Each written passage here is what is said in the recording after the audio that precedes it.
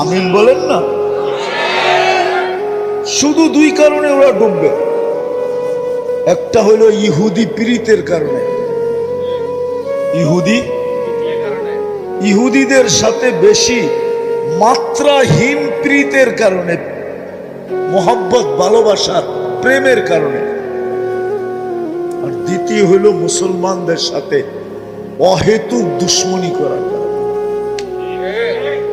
অথচ আরেকটা কথাও বলি, যদিও এটা আমাদেরই দোষ, আমরা খ্রিস্টান জগৎকে বুঝাইতে পারি না যে কোরআন খ্রিস্টান জগৎকে আমাদের কাছে করছে। কাছে হুজুররা মনে হয় মানবে না, কিন্তু কোরআন দিয়া দিতেছি।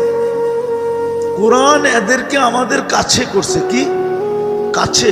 এটা আমাদের লিডাররাও বুঝাইতে পারে না, আমরাও বুঝাইতে পারি না। আমরা কখনো এই ব্যাপারে